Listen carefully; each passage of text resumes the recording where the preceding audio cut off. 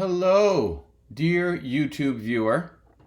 So in this video, I want to actually do something different because instead of talking a lot of trash about people who shouldn't be teaching communication, I want to show you a good example. So the other day, I have another computer right here, and I was just watching YouTube, and this link came up. I was like, what is that?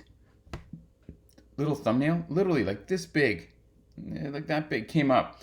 And I was kind of just sort of like, blah, what is that? And it got me right away. And it's a really great example of how we can design visuals to create curiosity and to demand attention. So here is the link. I'm going to make my screen a little smaller here so you can see this a little bit. There you go.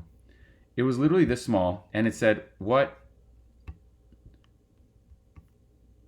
Some weird stuff is going on here. Now this video, this picture was like maybe a little bit smaller than that in the corner, but it really popped out because I saw the red and weird stuff, and I was like, And this guy, gosh, I wish I could remember your name, bro, if you ever watch this. If you do, big fan. Good stuff. Liking what you do, homie. But the visual is what I want to talk about. This guy's great. He's on Vox a lot. And it literally stopped me because it did two things. One, some weird stuff is going on here, created curiosity, because I'm like, okay.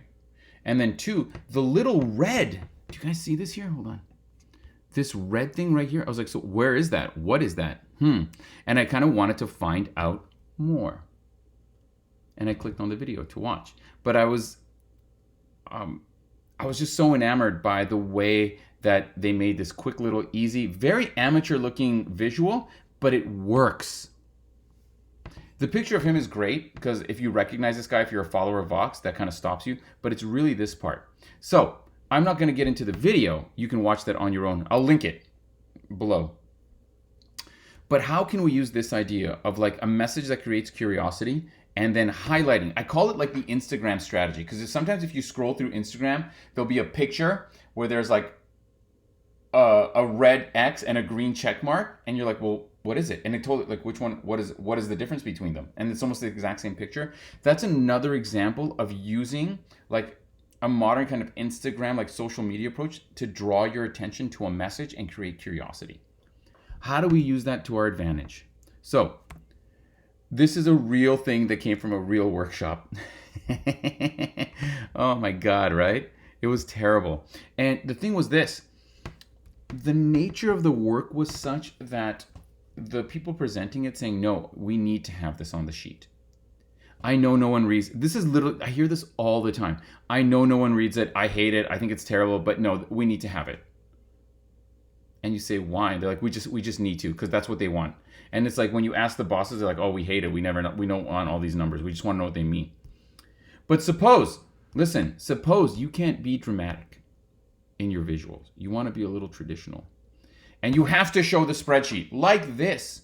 What can you do then? Well, you use that social media approach. You use that little Instagram approach. And you do something as easy as this. That's it. Tell people what to look at. Because here's the thing. As I've been talking, I want you as an audience to stop and have a moment of self-reflection. If you're still watching, as I've been talking, you may have stared at this sheet, but you didn't read it. You looked at it as a whole and you're like, That is what happens when you show this kind of stuff in a presentation. But I go like this and you're like, what? Okay, 129 and 36, what does that mean? Why is that good? What's going on with that? I've done two things here. One, I've made this big complicated spreadsheet into two numbers by simply highlighting, putting a little circle. Very amateur, but very easy.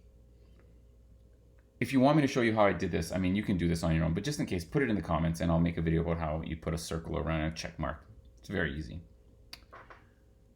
But notice that I don't explain green arrow, red X mark. So in the presentation, if I show this visual, I can tell people, can everyone look at the red check mark form, the red X for me? That's the first thing I want you to talk about. Can you look at the name of that company? And you do. So I'm strategically moving your attention. I'm getting your curiosity with that little social media visual. And then now, after I've done that, This whole slide just becomes that one number and the name of the company. And I talk about it. Here's another one. And you're like, ugh. Now, yes, you see that yellow highlighted? That's probably the first thing you did. You probably looked at this as a whole. You either went to the yellow or you went to the title, price of gasoline. And then that was it. But you didn't read the yellow, did you?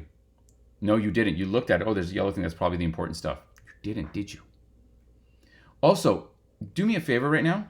I'm going to count. Do me a favor. Can you read the numbers on the very top row across from 2018 to 2010? Go.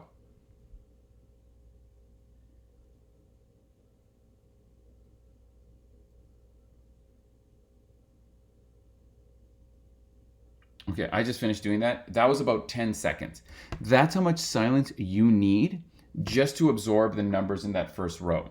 As I'm doing that, if in the presentation, I can't do that because you're talking. So I'm trying to pay attention to you. So I'm never going to absorb any of these numbers until I do this. And I use that same approach. A title and a highlight. A title and a highlight.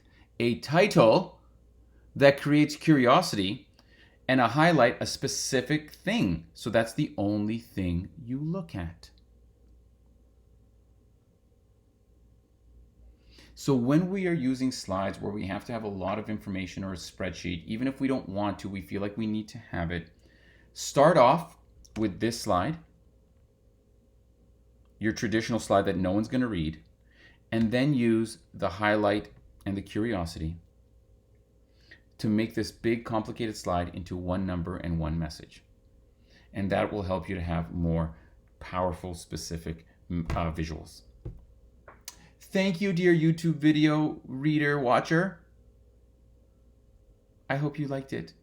I hope it was good for you too. Any comments, questions about this approach, put them in the thing. And I also link, by the way, I have a course on presentation skills, on how to use visuals and when you're presenting, and I put the link in the description.